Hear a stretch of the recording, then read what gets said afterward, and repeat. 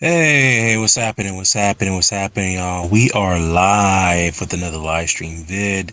Um, just want to make sure everybody can hear me okay. I'm just gonna ahead and test the sound levels before we get started.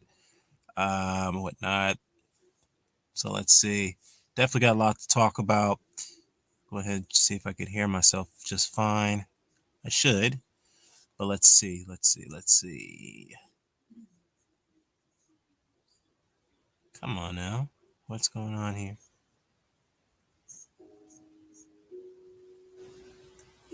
Okay, sounds good.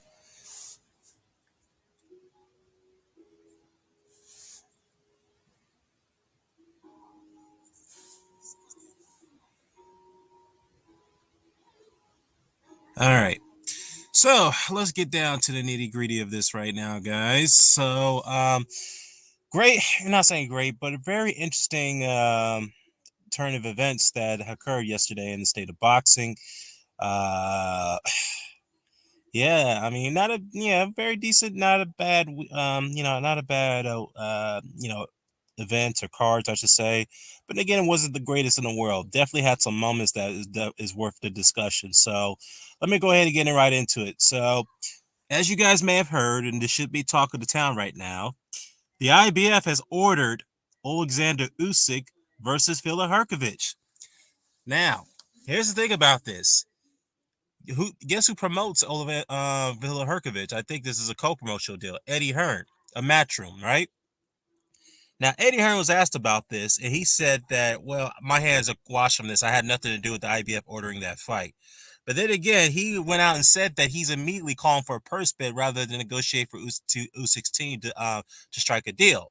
So he's not giving them no space to breathe in that situation. And I think he's wanting, and he's planning. When I say planning, he's hoping that Usyk will vacate the belt rather than go through the mandatory order. Now, as you guys may be made aware, the IBF after the Bob Lee era has historically been a stickler when it comes to their rules and regulations. And what I mean by that is that they do not play when it comes to their mandatory orders or defenses. So once they call that mandatory, you better defend that title because they won't give you that much room to breathe. Now, and then again, U16 did come out a week ago or 2 weeks ago, stated that they've signed on to the Fury fight.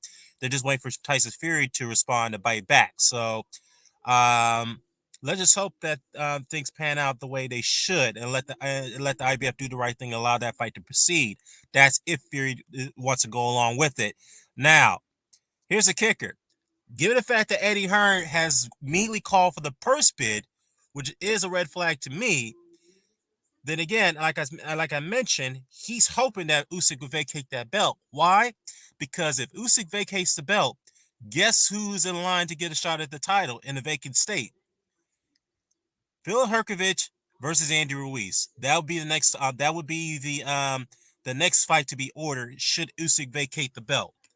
God forbid that he does. I don't think he should vacate the belt, but if he does, then Andrew Ruiz and Phil Hrgovic would be the next fight to be ordered by the IBF. Now, we all know that the WBC has already ordered Andrew Ruiz to fight Deontay Wilder for the mandatory position for the WBC title. Now, to me, if you look at it from a cynical standpoint, Andy Ruiz, there's no point for Andy Ruiz to take the Hrgovic fight. Now, as a selfish boxing fan, you would love to see that, but Andy Ruiz has two options: go with the Deontay Wilder fight, make more money on that one, or take the Hrgovic fight, who's a hungrier fighter, but you're gonna make less. So you take your pick. And obviously, to me, from an objective point of view, or actually not from an objective point of view, looking for the outside in, Andy Ruiz is not going to go for the Hrgovic fight. So if he hypothetically pass on that fight, guess who's in line for the title shot? You see his name at the bottom of the ticker here, Anthony Joshua. So so basically, here's the scenario: if Usyk vacates and Ruiz declines the opportunity, then Anthony Joshua is next in line after those two scenarios pass on to fight Villa Hrgovic for the IBF title. Now, don't get me wrong. I like Anthony Joshua. I truly do. Okay. And a lot of people are going to be angry about this because Joshua's coming off back-to-back losses, and he's lost 3 of his last 5 fights and had a mental breakdown. So why in the world should he be in line to get a shot at the title? Now, I get those arguments, I get those concerns, but at the end of the day, we all have to agree, and this is just the honest truth. Anthony Joshua's a moneymaker. He brings in money, those sanction fees to the IBF. So, of course, they'll make that fight. Now, again, the IBF is going by their rules. They're going down their rankings accordingly. But the fact is that he gets a shot at the title coming off back-to-back losses. Yeah, that's not going to sit well with a lot of people. Now, again, it's not like Joshua was the first choice. 2 fighters have passed up the opportunity. Usyk vacated his belt. He didn't want to go through the mandatory defense. Andrew Ruiz passed up the opportunity because he went and fought Wilder for the WBC mandatory instead. So now you're left with Joshua versus Hrgovic. Now, looking from the outside in, if I'm Eddie Hearn, the promoter, would you really risk Joshua going into a mandatory fight like that, especially a dangerous fight like FILIP Hrgovic, especially coming off back-to-back losses? Should you be giving him some confidence building fights before you put him in a situation like that? Because to me, I think that's still a bad idea. Should Joshua get that opportunity? I don't think you should put him in there with Hrgovic right now. Yes, Hrgovic looks very vulnerable after his outing against Yuli Shang, a fight that I felt that he lost. But then again, you have to take into account that FILIP Hrgovic had a lot of personal issues going through his life at that moment. Given the fact that his father had passed away, he still hasn't gotten over that. He didn't quite get over that mentally going into the Zhang fight. So we have to see where his his state of mind is at this point. Maybe he's kind of gotten over the fact that his father passed on. He's probably truly accepted that now because it's been over a year now. But it is what it is. But at the same time, again, I can see why people would be angry at the fact that Joshua would get another shot at the title coming off another loss. He's this close. That's the reason why I believe Eddie Hearn is trying to call that purse bid. He doesn't want to negotiate with U16. He's trying to get Usyk to vacate the belt. This is just my opinion. He's trying to get him to vacate the belt. Should he do vacate the belt, Andrew Ruiz is not going to take the opportunity to fight Hrgovic because he's going to be tied up with Wilder.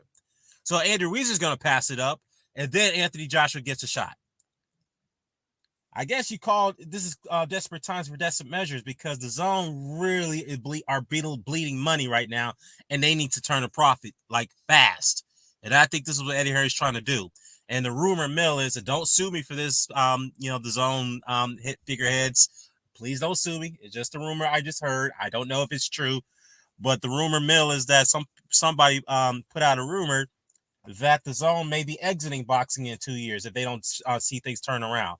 Not just boxing in general, just the Main Street part of boxing where you have real fighters. It appeared the rumor is that the zone is going to go more towards the YouTube boxing circuit because that's the circuit that's actually turning a profit for them right now. So they may be shifting their primary focus to that more so than just real boxing. So I hope that's not true, but that's the rumor I heard. Again, don't sue me for that. I'm not trying to spread anything, but that's what I heard. So I don't know if that's true. I hope that's not true. I hope the zone is committed to boxing, but who knows? I mean, again, they're bleeding money in the main circuit of real fighters, and they're turning a profit from the looks of it from the YouTube circuit. So maybe that may be the case, but I don't know. But anyways, the point is that this is desperate time for desperate measures for Eddie Hearn. And he's trying to get somehow to get a belt back on Joshua so they can start selling pay-per-view events and start getting him back into winning strides. But to fight a guy like FILIP Hrgovic, I don't know, man.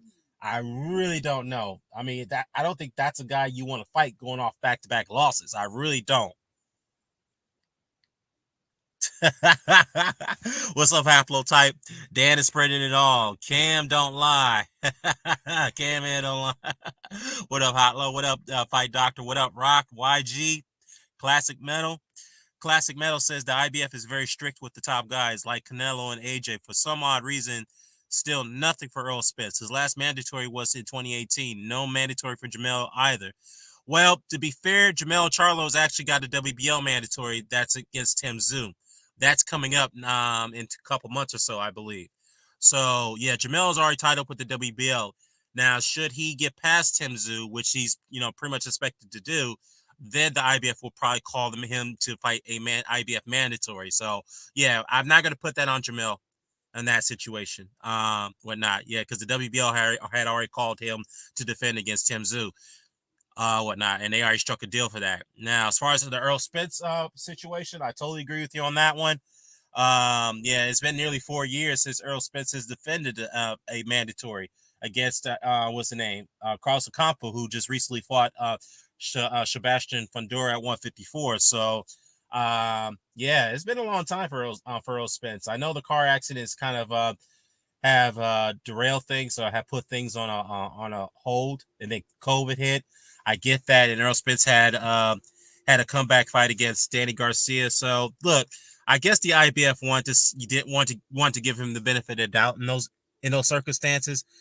Coming off a horrific car accident that should have either killed him or paralyzed him, and they wanted to just give him, just wanted to test the water, see how he look against Danny Garcia. Now, me personally, you would look at this, so why you put him in there against Danny Garcia coming off a car accident?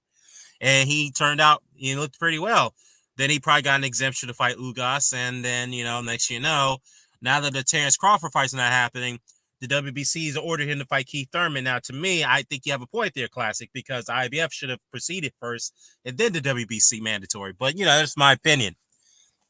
That's my opinion, because I think Jerome Boots Ennis is more deserving a shot at this moment than Keith Thurman. Now, again, nothing against Keith, but Keith hasn't been active.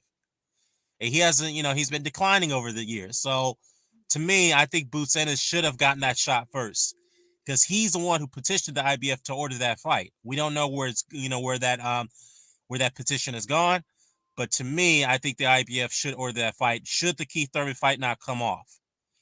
All right, now that's up to Keith Thurman to decide if he wants to take that fight. Now, from the looks of it, he is begging for a money fight right now, so it looks like he will go to Errol Spence. He'll take the Errol Spence shot. So yeah, we have to wait and see on that. Yeah, Haplo, I just read that comment there. Just watching the Fight Doctor says that just got done watching the Mayweather exhibition. It was a disgrace. I mean, look, it's an exhibition. I'm not gonna put a lot of energy into that, man. Whatnot. And speaking of exhibitions, I see that Marco Antonio Barrera and Ricky Hatton fought an exhibition yesterday, and yeah, two old fighters. Obviously carrying a lot of weight. Obviously they've been retired, out of the ring for many, many years, so they don't really care too much about their fitness. But coming into this fight, of course, they had to lose a lot of weight to get into some shape, some form of shape for this exhibition. And old guys definitely don't have the same hand speed like they used to. A lot of no reflexes, but they looked pretty good in there, for old guys who haven't been in the ring for so many years and not fight with headgear. But obviously they were fighting with bigger gloves, so yeah, they could afford to do so. But yeah, pretty good exhibition between Ricky Hatton and Marco Antonio Barrera. Now, the rumor mill is that Mayweather is going to fight Hatton in the exhibition next, so we'll see, man. But like I said, I'm not going to put too much into the Mayweather exhibitions, man. Let Floyd can do what he wants. He's definitely got to pay off his debts. That's why he's doing what he's doing. So I'm not going to knock him for fighting exhibitions. The one thing I would have a gripe about is that he has the nerve to put these fights on as professional bouts and get them sanctioned so he can continue to pad his record. Now, that I had a problem with. So, yeah. Classic Metal says that before Ruiz AJ2, the IBF had already mandated the winner to fight and negotiate with Pulev. Yeah, that definitely is a good point. Like I said, I do agree with you with the Errol Spence situation. But again, I see why the IBF wanted to give him some time to heal because of the coming off the car accident. They wanted to see how he does against the Danny Garcias, and then they did against Danny Garcia, and then they did approve him to initially fight Manny Pacquiao, whatnot, and then he had to pull out of that fight because of an eye injury. Then Uga stepped in, and then yeah, I could see maybe the IBF should have called their mandatory after that, but again, who was a mandatory at the time? It wasn't Jerome Boots Ennis, so there wasn't really a viable mandatory. But yeah, I see where you're coming from. But after he beat Ugas, and then Terrence Crawford fight fell through, I think the IBF should have called that mandatory for Boots Ennis to fight Errol Spence. And to me, that's a more dangerous fight right now than Keith Thurman at the WBC mandatory. Much more dangerous fight. So, yeah, I wish the IBF would have just, jumped right on that and immediately called Errol Spence to fight Jerron Boots Ennis. And honestly, that's probably a fight that Errol Spence doesn't want to take right now. So that's just my opinion on it. So, yeah, definitely some bit of strangeness with the IBF. Yes, they are very strict, but why is it with Errol Spence they're getting a little too lax with him? So that is something that we need, that does call into question. Classic says that by some time taken, the IBF also mandated the winner of Jamel versus Zoo to negotiate with the mandatory. By the same token, I should say. Let me go ahead and read that sentence. By the same token, the IBF could also order the winner of Jamel versus Zoo to negotiate with the mandatory. Yeah. I think as far as the rotation process, the IBF will be next, based off the winner of the outcome of the Charlo and Zoo fight. So, yeah. Again, like I said, Jamel, definitely give him a pass because the WBO immediately called the mandatory after he beat Castaño for the undisputed title. So, yeah. I think the IBF will be next in rotation, but typically, it's the WBA after the WBL and then the IBF. So, I mean, whatever the rotation is, but usually that's the case. But I think the IBF should call their mandatory after the WBO is concluded. So, yeah. Let's see here. Joe Cordina was injured and IBF stripped him of his title before he could even have his first defense. Yeah. I read about that and I'd heard there was a situation where Cordina was going to be ordered to fight a mandatory and he wasn't going to go along with it. But maybe it had something to do with the injury, and the injury couldn't be and that case of that injury couldn't be verified. I don't know. But it does seem kind of weird that the IBF is very, very strict with these mandatories. But yeah, with Errol Spence, they haven't ordered a mandatory for him for the last 4 years now.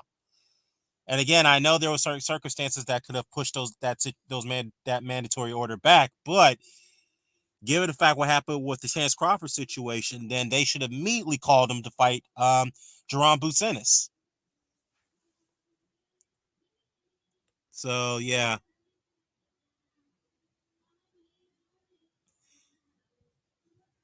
So let's see here. Yeah, good point about Kell Brook. Good point. Yeah, you make some good points, Classic. I can't argue against that at all. I cannot argue against that, especially with the Earl Spence situation. Floyd's doing something he said he'd never do. Said he'd retire clean, not come back. He's doing what Joe Louis, doing the Joe Louis wrestling and all that stuff. I mean, yeah, look, he's doing what, Joe Louis did. He's doing what Muhammad Ali did. He's doing what Oscar De La Hoya, Shane Mosley did momentarily, fight exhibition bouts. Fighting guys like Shaquille O'Neal in an exhibition bout. I remember those days. In fact, I think they were doing that while they were still fighting in their career. So, yeah, I think De La Hoya. No, actually, no. I think De La Hoya retired soon, after the Pacquiao fight and fought Shaquille O'Neal in an exhibition bout. I think that's what happened. And then Shane Mosley did too momentarily. He fought Shaquille O'Neal in an exhibition bout as well. So, yeah. Funny stuff, too. Those are funny exhibition bouts. Raider, what's happening, man? Salute to Raider. Raider in the chat. Raider. Let's see. The wheels have already come off, are already spinning to screw over Ennis. He's the only one down fight this entire year. And he sent the petition to mandate Spence to fight him. They'll ruin his career. Yeah, exactly. I did mention that. And we haven't heard anything from that outcome of that petition, so we still have to wait and see. But I do like the moves that he's taking. I like the fact that he's stepping up and said, I'll fight him. I'll fight Spence right now. Since he couldn't get the Crawford fight, he needs to fight me now. And I totally agree with the guy. I totally like his position. I like that he's hungry. He's not afraid. He willing to take him on or anybody right now. And we'll see where the IBF goes with this petition. I mean, again, should Spence get past Keith Thurman, that's if Thurman takes the fight, and there's indication that he will. And I expect Spence to get through Keith Thurman. when he beats him, and I say when, I think he will, then the IBF should order Spence to fight Jaron Bruce Ennis. Now, the one thing I do not want to see, and I'm going to call out Spence for this, is that if he does not fight Ennis and then he decides to go up to 154, then that's a duck move. I'm sorry. I'm going to give a damn what people say. Well, he's too big to make the weight anyway. He's been there for so long, it's taking a toll on him. Yeah, that may be the case, but why did he stay down there for Crawford? Huh? And furthermore, why is he going to 154 all of a sudden? Because there's a guy named Jaron Bruce Ennis who wants to fight him so badly. Okay, then. I mean, look, he better take that Ennis fight after he gets past Thurman. He better take that fight. That's just my opinion. Ralph on real, what's happening? What's happening? What do you do? What do you do? Let's see. He says that Johnny Beck got exposed. I told people he was a high job. Andrade schools him easy work. You know what? Well, Johnny Beck definitely looked like an ordinary, not saying ordinary, but he definitely looked like he had some vulnerabilities there. And the one thing about Johnny Beck is that he relies so much on his feints. And Tim Bradley had pointed this out. Funnily, he pointed this out, but I do agree that Johnny Beck, when he feints, he makes your ankles cave and your legs cave when he feints because he's so good. He's such a master of feinting to the point that you don't know what punch he's going to throw. Is he going to throw a straight left? He's going to throw an uppercut. He's going to throw a hook. It's like he's a master with those feints. And the only way to take him off his game is to throw some straight rights. And that's what Janibek-Bentley did all night. Threw a lot of straight rights, short upcuts on the inside. And Bentley himself was fooling Johnny Beck with a few feints here and there. So it was a very, and I'm getting way ahead of this now, it was a very, very admirable performance by Janibek-Bentley. Close fight. The 12th round was definitely a stamp that Johnny Beck put on to win the fight. He definitely won that fight based off that 12 round dominance, whatnot. 8-4 was the right score. If Janibek-Bentley had pulled out that 12th round, it would have been a draw, a majority draw, I would say. But Steve Weisfeld scored the fight 118 to 110 for Johnny Beck over Janibek-Bentley. I don't know what fight he was watching. In fact, that was a very close fight. Yeah, the right guy won, but again, there's just no way that fight was 110, 118, 110. No fucking way. And another thing, too, excuse my language. Another thing, too, I have to point out is Mark Kriegel being very condescending and asking Janibek-Bentley some bizarre questions, if you ask me. He told him and said, hey, Denzel, what happened, man? I mean, you were supposed to be you were supposed to be knocked down in the third round. Well, pretty much implying that you weren't going through the script. And he also asked him, you look scared in the first 5 rounds. Why did you turn it up all of a sudden? I don't mean that in a disrespectful way, but yeah, Mark Kriegel, first things first, you don't tell a fighter who's going through a very tough fight like that he's scared. You know how he's going to react that way? He felt that's going to be disrespectful. And, shout out to Janibek-Bentley. He made me a fan yesterday. That he kept his composure. He kept his professionalism. He answered the question. But you could tell from his body language that he didn't like that line of questioning by Mark Kriegel. And after the interview was done, you could see Mark Kriegel talking to him. You're pretty much not saying off the camera, but you could see that he was whispering in his ear, talking to him, say, hey, look, man, I didn't mean to ask that question this disrespectful way. He was apologizing to him. But it also seems to me that Mark Kriegel, and he's a big fan of Johnny Akhmadiev, a big fan, because him and Tim Bradley was arguing about, before the fight, that Tim Bradley was saying, look, the reason why nobody wants to fight him because he's not active enough. I mean, the man's had only 13 fights in how many years he's a pro? 7 years, and you guys can't even get him any fights? I mean, is either his promotion's not doing a good job or his management team's not doing a good job? And Tim Bradley had made a good point about that. If you're not active enough and you're not getting him enough fights and nobody wants to fight him, then that's pretty much a terrible job on the promoter and the manager. And Mike Kriegel really did not like that comment because he is a big fan of Johnny Beck, that you can tell. And he looked very disappointing, the fact that Janibek-Bentley did not make Johnny Beck look like the monster or the boogeyman that many people portray him out to be at 160. So he did not like the fact that Benzi gave him a very difficult fight, a fight that maybe he could have won if he had pressed the gas a little bit further in the championship rounds. But yeah, Kriegel did not like it at all. I could tell he was very disappointed about Johnny Beck and his performance. He didn't want to put it on him too. He didn't want to really uh, put every ounce of the blame on that performance on Johnny Beck. He wanted to put it on Bentley. And, like I said, though, and shout out to Denzel Bentley. He said that he's ready for world level now. And me personally, I didn't think he was ready for world level. I mean, the man skipped European level to into in a world level title fight. And he performed courageously, admirably. And he said that he wants a Johnny Beck rematch. He wants that rematch. Now, will he win it? I probably won't favor him, but I think I give him a much better shot beating Johnny Beck, based off what I seen last night. So my hat's off to him. He definitely will be back. If I'm Frank Warren, I'll definitely put some little bit of more stock into Denzel Bentley because he'll be a major player at 160 pounds, in my opinion. He'll be a major player.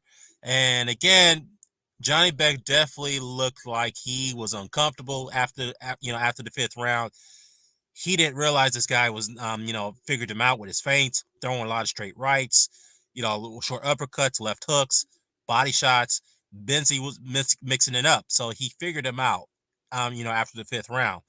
Obviously the 12th round where Johnny Beck really rocked and hurt Denzel Bentley. Yeah, it looks like Bentley was going to get knocked out in the early part of that 12th round, but he came back and he started to come on and give Johnny Beck a lot more than he could handle. So definitely a courageous performance. But again, I did not like Mark Krigo's behavior that night.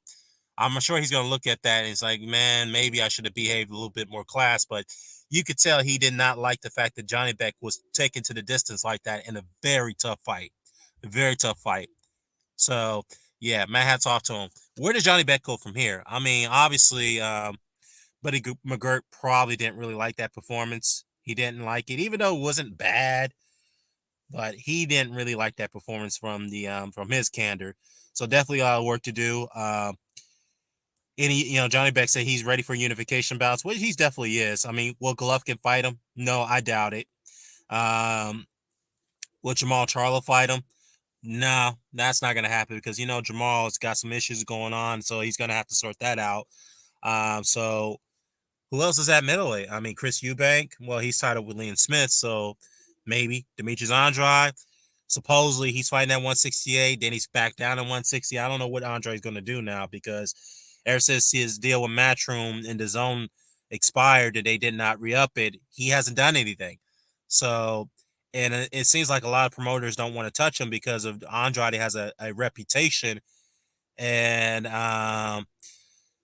of being unreliable. It's in many ways, stiffing promoters, stiffing networks, and he's a guy who doesn't. I mean, I like Demetrius Andrade. He's got great skill, but it's like nobody really wants to take a chance with him. And he's got a family he's got to take care of. He hasn't fought in a long while. I mean, he's got to do something, man. I mean, yeah, his money's gonna dry up pretty soon. Yeah. We'll see. I mean, hopefully he can get a Chris Eubank fight after Eubank takes care of Liam Smith. But it is what it is, man. It is what it is.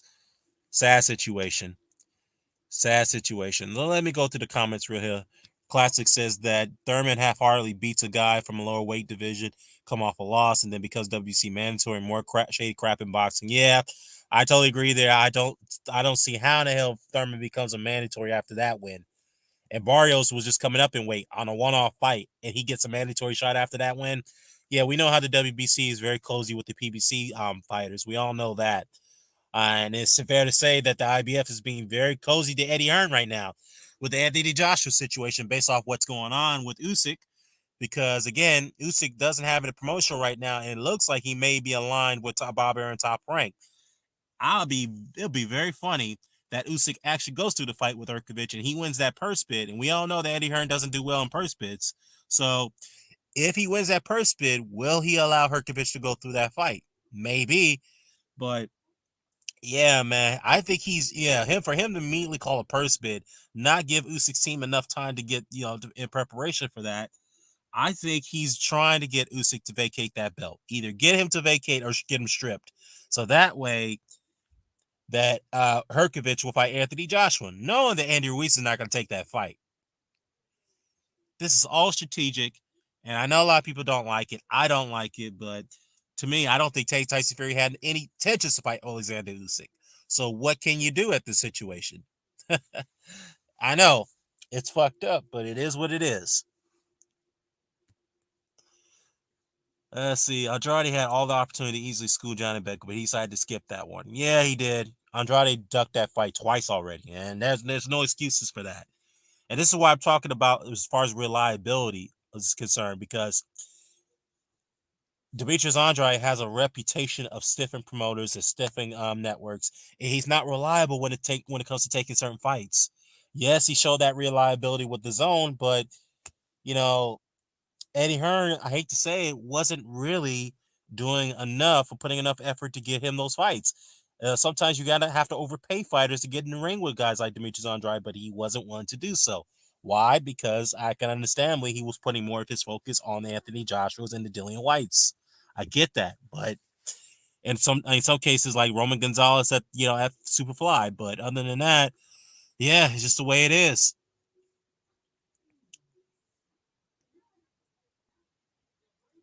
Yeah, Demetrius Andrade will probably retire without fighting that bigger opponent. Yeah, unfortunately, the way his career has gone, man, it's just a disappointment. Great talent, but just a disappointment. Andre more likely could retire without fighting a big name. So, yeah, it is what it is. Gretty says that HBO marketed Golovkin brilliantly. ESPN is trying to push Janibek the same way, ain't fooling no one. Yeah, exactly. They're trying to mark him just the way that HBO marketed Golovkin and other Eastern European fighters like Sergey Kovalev and the Vasily Lomachenko's. And at some point, well, actually, he was a prospect before HBO went under.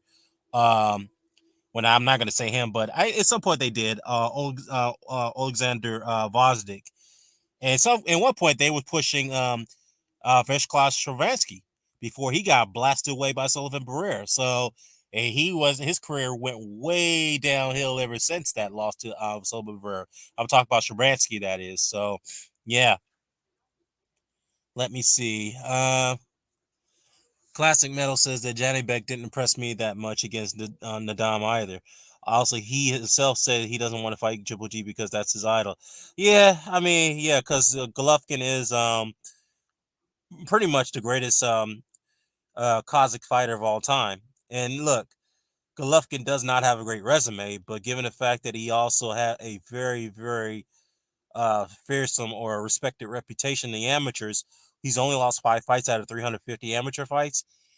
He's beaten a lot of guys there, so yeah, and get you put that together and get the fact that he's had a good career. I say a good career. I wouldn't say great career, but a very good career at middleweight, whatnot. And yeah, I mean, a guy who's over about 40 years old at this point, I can understand why Johnny Beck has a reasoning not wanting to fight his idol, but at the same time, he is the unified champion, and when the opportunity is present himself, then take it. Why not? Let Golovkin pass the torch to you. I think that's the way that fight should be, a passing of the torch of the Kazakh fighters. That's just my opinion. Golovkin's resume is trash. Yeah, we all know that now, fight doctor. I even said it. Even though Golovkin will be viewed as the greatest Kazakh fighter of all time, but his resume is not that great.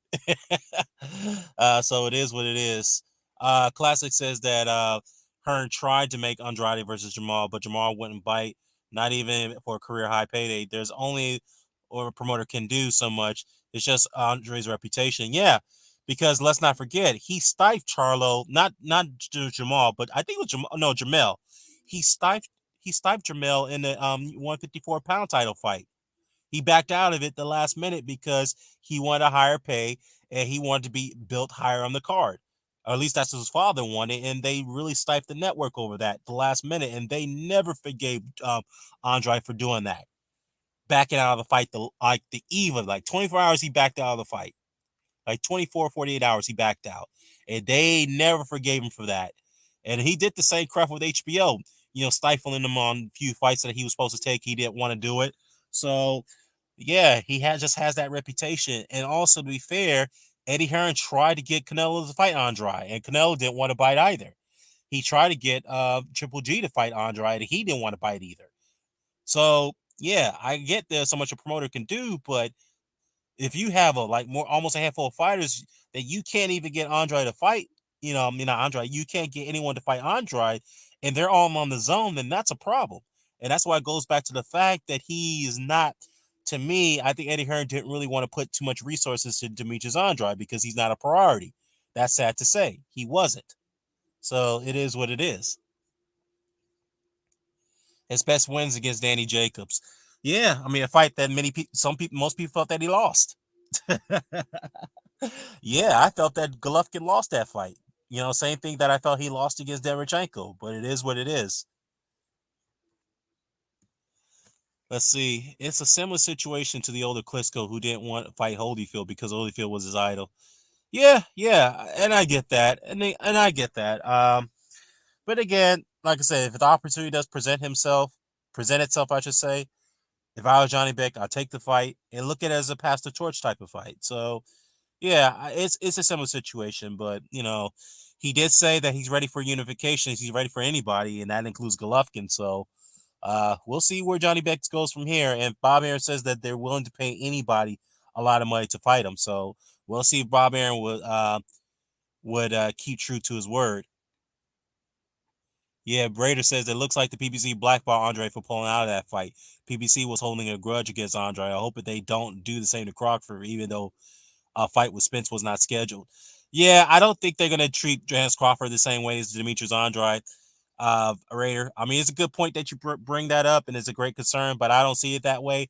It's just that Andrade has a reputation for doing this. He did this with Showtime.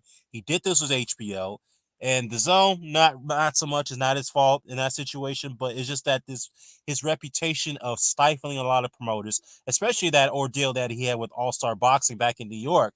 It was a messy situation there, and like I said, it's just this reputation just follows you. And and look, I like the guy. I like him as a fighter, but dude, it's just like after that, I hate to say it, it seems like either after that Brian Rose or that Vanez Monterosa fight, he thought he was on top of the world after winning that WBO 154-pound title. So yeah, man, I think when he did that crap with the pulling out of that Charlo fight, that right there was writing on the wall in his career and where it went after that.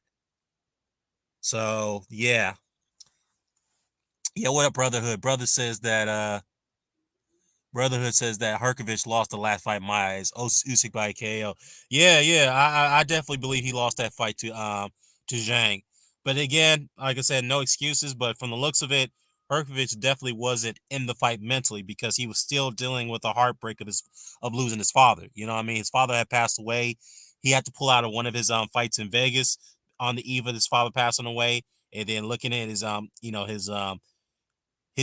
demeanor and his body language in the ring.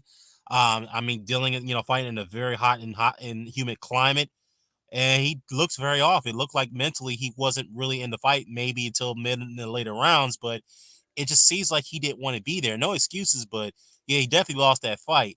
But maybe after that fight, he's realized that okay, I need to get back into this mentally because this is what I trained to do. I don't think this thing happened, with my situation with my father, but I think now he's going to be more gamed. He's going to be more focused mentally, not just physically, but mentally for the which is most important. So yeah, Classic said Hearn was willing to send Andrade to Showtime, something he does regularly, like when he let Baumgartner fight against Mayer on another platform. Yeah, yeah, yeah, and I see that. I see that, and trust me, I do not disagree with you on how Hearn was willing to get that. He was trying to get that Charlo fight made, but then again, the Charlos have never forgiven what he did to them years ago. I know you got to forgive and forget, but when he stifled them 2 days before the fight because he was complaining about not being on top of the bill and he wanted an increase in his purse. To me, that right there is a that right there is a red flag. You don't back out of a fight 48 hours before the actual event, not giving your opponent enough time to get a replacement opponent. And that really is what the Charlos have held this grudge against Andrade ever since because he screwed them out of a big payday at that point. Where I've heard because of that situation, they had to get a purse decrease. And that right there, they never forgave him for that. So it is what it is, man. I mean, Andrade did that to himself. So I mean, yeah, again, with the zone situation, none of those situations were his fault, but it's just that reputation is what carries you. Golovkin, we all know what Golovkin's running these days because he doesn't want to fight anyone unless it's a big money fight. And I think Eddie Hearn could have did a better job of getting that fight together. Same thing with Canelo Alvarez. He could have did a better job of trying to persuade Canelo to fight Andrade, but that didn't happen. So Jaime McGee, yeah, we all know he doesn't want to fight anybody right now, so I'm not even going to include him in this conversation, but it is what it is. I mean, hell, I mean, it's just like this reputation of just having what he has, that's on him, unfortunately. Yeah, Andrade is the common denominator. Yeah, I mean he is, but again, it's just sad where it's gone. His career is gone at that point after that, him backing out of that Charlo fight. It's really gone way downhill. Yeah. So why is Earl Spence getting that special treatment from the IBF for fighting one mandatory in 5 years? Yeah, yeah, we definitely talked about that, Grady. We definitely talked about that. Again, maybe there was some common factors when he had gone for that horrific car accident. They gave him a blessing to fight Danny Garcia in his comeback fight, even though I didn't really agree with that, but it is what it is. Then they gave him the exemption to fight Manny Pacquiao for the unification bout. Pacquiao, I mean not Pacquiao, then he had to pull out because of an eye injury. Then Ugas ended up taking his place and beat Pacquiao into his career. Then they gave him the exemption um, to fight Ugas in the unification bout. But again, looking back at the rankings back then, there wasn't really a viable IBF contender. But now that Jerome Ennis is the guy, I think the IBF should have called that mandatory after that Terence Crawford fight had fell through. I really think they should have just immediately called for that fight, but they didn't do it. I think that is kind of a little suspect because now the WBC had called that mandatory for specified Keith Thurman, a fight that we all pretty much think is going to be, pretty much a foregone conclusion. Now, again, Keith Thurman could probably make things happen, but given the fact that he barely squeaked by a guy who was blown up, 140-pound fighter, Mario Barrios, a guy who's never hard at 140, had a tough fight with him, coming off, a string of injuries. And all of a sudden he's in a mandatory position to fight Earl Spence. Nah, man. Definitely, definitely red flag there. I think the IBF should have called that mandatory. In fact, Jerome Ennis has petitioned the IBF to mandate that fight. And we don't know where the results of that petition had gone. So we're still waiting on that. We're still definitely waiting on that. So again, I think the IBF should have immediately called that mandatory after the Terence Crawford fight had fell through. So yeah, let's see. Mr. Classic said, "Oh yeah, I completely agree. Andrade had made himself has himself to blame for his career. DAZN gave him a chance, but it proved to be fruitless. Yeah, it goes to show that they lost a lot of money on him. Sadly, they did. They gave him these $1 million paydays to fight a bunch of nobodies. I mean, his most notable win on that platform was against Liam Williams. That's it. That was his most notable win on that platform. And if they've lost millions of dollars on him, he couldn't even draw that. He wasn't really a big draw. I know he fought in Providence, Rhode Island a couple of times, his hometown in Providence, but other than that, he isn't that much of a draw. And yeah, they lost money on him, and they had to let him go. Due to budget cuts, as you want to call it. So, brother says that Spence has fought two mandatories, Ocampo or Danny, a year of COVID, a year and a half of injuries. He's not getting special treatment. Was Danny a mandatory for who? As I recall, he was just a voluntary. That's the last time I checked. I know Ocampo was a mandatory for the IBF, and that was 4 years ago. But yeah, I didn't think Danny was a mandatory. I thought that was a what you call it, a voluntary. I think that was a voluntary defense. I could be wrong, but I have to go back and look at that. But again, yeah, you do have to factor in the situation with COVID, the injuries, and the injuries from that car accident. I get that, but at the end of the day, what I'm saying is that the IBF should have immediately called the Boots fight after the Crawford fight had fell through. So yeah. Yeah, Grady says that now Boots is mandatory. Everyone's making excuse why he don't have to fight him. Yeah, I don't like the excuse making. I think Jerome Boots has deserved a shot. He's earned that right. So to me, yes, Keith Thurman is a former unified champion. He's only had one loss on his record, but Thurman hasn't been active for a while, and he's had a string of injuries. Now, again, not saying that Thurman is, shouldn't, is not a valuable fighter, but at this point, I think, fighting Mario Barrios doesn't deserve you a mandatory position. That's just my opinion. I just don't think it is. Yeah. Also, Danny, was it WBC mandatory? Okay.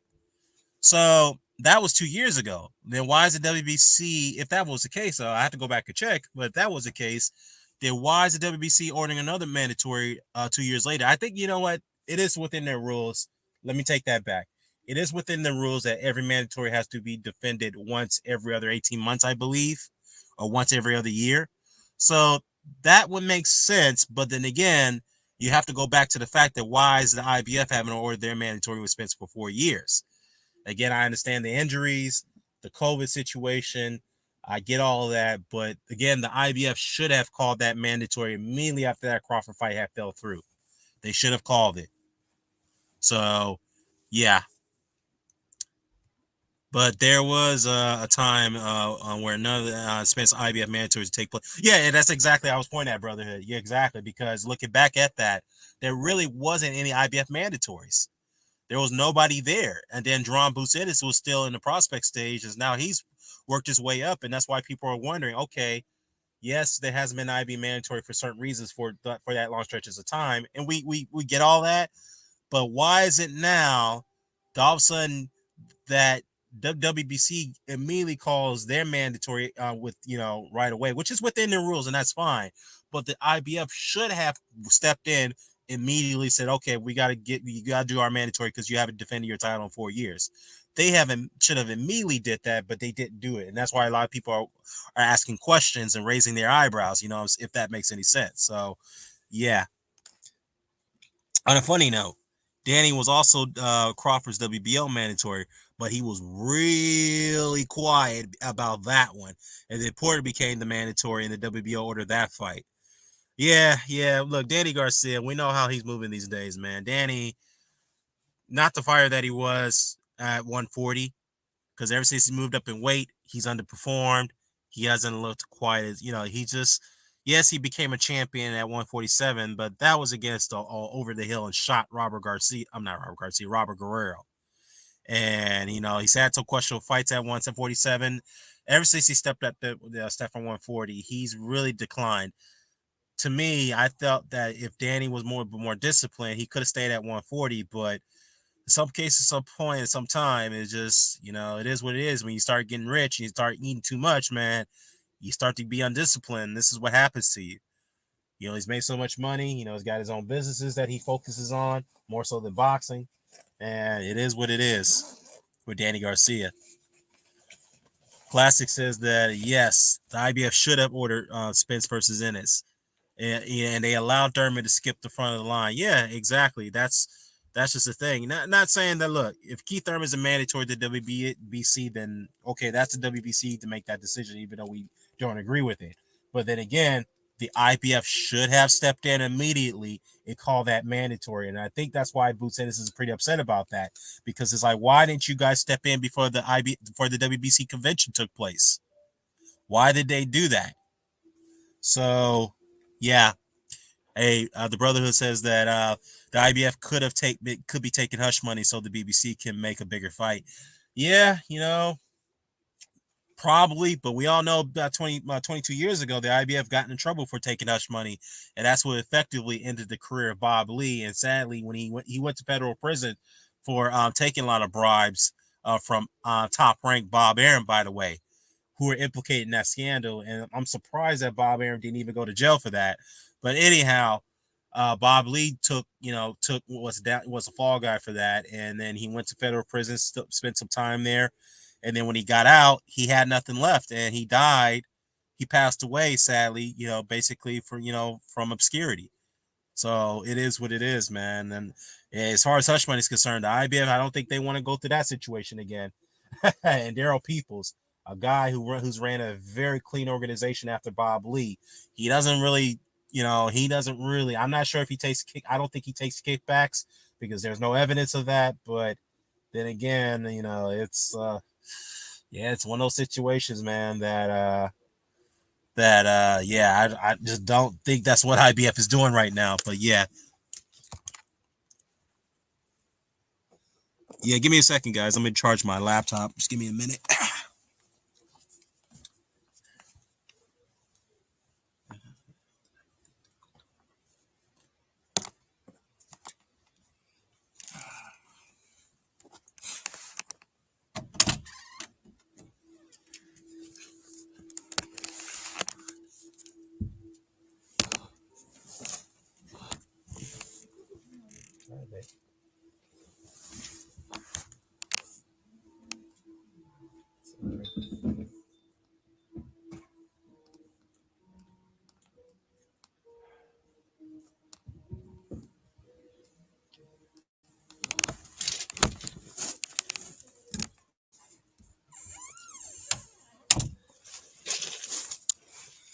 All right, I'm back, y'all. My bad. So, let's see here. Dan, what you think about Johnny Beck getting exposed? Yeah, I definitely covered that. But I could tell you, definitely looked like he didn't look like the monster or the boogeyman that ESPN and Top Rank is trying to make him out to be. And like I mentioned, his biggest fan on that network is Mark Kriegel, and Tim Bradley and Mark Kriegel had a bit of a heated debate over Johnny Beck's situation, why nobody wants to fight him. And Tim Bradley did make a good point. It's like, look, the guy's been a pro for 5-6 years now. He's only had 13 fights. That's not so much on the fighters who not wanting to fight him. It's the fact that his management team are not doing a good job of getting him the fights. They're not making him active enough. So whose fault is that? Sometimes to make money on a fighter, you're going to have to initially lose money. And that's pretty much what Tim Bradley was alluding to, and Mark Kriegel wasn't having it. So him and Tim was going at it back and forth about it momentarily. And given Mark Kriegel's behavior after that fight, when he questioned Janibek-Bentley and asked him, what happened? You were supposed to get knocked out. I mean, in the first few rounds, you fought scared, then all of a sudden you turned on the light switch. What happened? And, like I said, you could tell about Janibek-Bentley. He didn't like the line of questioning from Mark Kriegel because to me, Mark Kriegel seemed like he was very upset that Johnny Bet looked like an ordinary fighter. Not saying ordinary fighter, a fighter that you don't have to be afraid of, who's definitely got some weaknesses. Because the one thing about these southpaws who kind of sometimes a little bit upright, and Johnny Beck is not saying he's an upright fighter, but he does rely too much on his feints, and that's a good thing. Like Tyson Fury relies on his feints, and he's somewhat flat-footed. He's not really a fleet-footed guy, but he's a sucker with those straight rights. He's a sucker for that, and he's a sucker with those short hooks in the inside as well, and not short hooks, the short uppercuts. And Janibek-Bentley had pretty much exploited some of those weaknesses down last night, and Mark Kriegel was not happy about that. He was not happy about that, and he's behaving like Larry Merchant to some extent because some of these commentators do have their favorite fighters, but yeah, the way he was questioning Bentley, trying to make it out to be that he fought a flukish of a fight. That if Johnny Beck had been more serious, he would have knocked him out earlier. I mean, come on, man. Seriously, do you really think that Johnny Beck wasn't trying to knock him out? He was really, really trying to knock this guy out. Even in the early rounds, he was trying to. In the last round, he was trying to, but Bentley wasn't going anywhere. He took his best shots, kept coming back at him, hitting him with some big shots as well. And Johnny Beck didn't expect that. So, again, Kriegel I just didn't like his behavior. Now, look, he is a journalist. He is a commentator. I get that. He's a writer. He did apologize. It seems like based off off camera, which was a little bit of a moment where it was on camera when he was talking to Bentley after the interview, pretty much I think he was apologizing for him for his line of question that he had. Yeah, so I didn't like the way he acted, man. That was unprofessional the way he did. He was just pissed. To me, he was just angry. He was just pissed off that Bentley really made Johnny Beck look not too impressive in that fight. He was pretty upset about that. So it is what it is. I mean, look, you got a guy who's hungry. He's a domestic level fighter at best going into the fight, and he proved that he could compete on world level. So who knows? He'll probably be a champion one day. I think, in fact, Bentley says he wants a rematch with Johnny Beck. He said, I'd want the rematch. I'll fight him again. He wants that rematch. So yeah, man, he just went full fanboy during that whole whole broadcast of that fight, man. I mean, yeah, take a look at that, the way he behaved. I didn't like that at all, but it is what it is.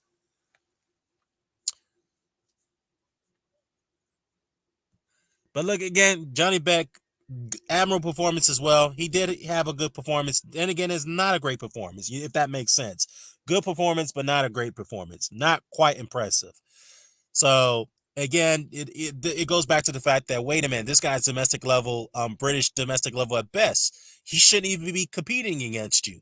And here he is giving you a lot of big shots. He's backing you up, and he's giving you a very tough fight. So it is what it is. And this is by far, if you look at a list of opponents, I know Nadam was way, way past his best when Hassan Nadam Jekin when Johnny Beck fought him, but I guess right now you have to give credit to Bentley. He was a live body, and Johnny Beck had a tough time with him. So it is what it is.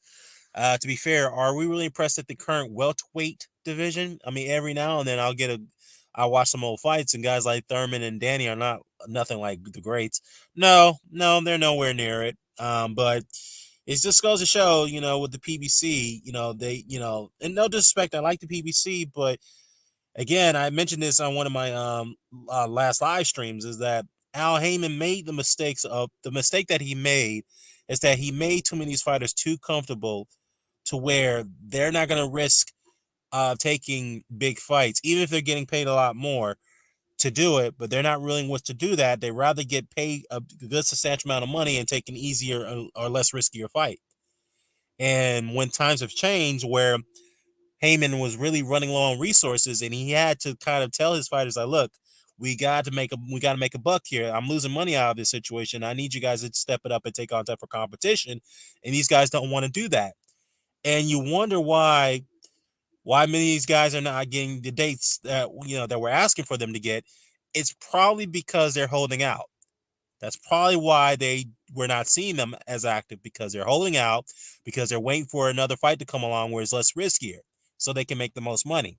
And I think that's why Al Heyman is sidelining them, because he's like, well, if you're not going to take the riskier fights, then I'm going to have to put you on the shelf for a while until I can find something that suits your needs. And that's going to take a long while. And I guess some fighters are going to risk that, but at this point, I don't think they can, because again, Heyman is running out of resources. He's running out of resources. He's got to find a way to keep the PBC machine, not machine, but the PBC structure afloat. So maybe they're getting another cash injection from another equity firm. I don't know, but we'll see. We'll see how this plays out.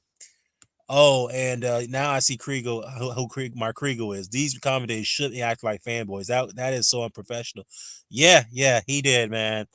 And I like Mark Kriegel, and I respect him, but the way he behaved, the way he got into that argument with Tim Bradley on that on that broadcast, dude. I mean, come on, man. I mean, look, Tim Bradley made some good points, and it's a very, very fair point. You cannot say that Johnny Beck is feared because he's a dangerous fighter. You have to point to the fact that, look, the man's had 13, 14 fights, and he's a pro. He's been a pro for what, 5 years now, 6 years now. Whose fault is that? It's not the fighters that don't want to fight him. That's not really their fault. It's the fact that his management team has not done a good job of getting him the fights. They haven't done a good job. And Tim Bradley is right. And this is the same situation with Gennady Golovkin. Yeah, Golovkin was, to be fair, Golovkin was way more active than Johnny Beck. But the reason why Golovkin couldn't really get those prominent fights, because you had his promoter is K2 at the time, who did not really want to pay opponents to get in the ring with him. They didn't want to do it. So, yeah, it's just the way it is.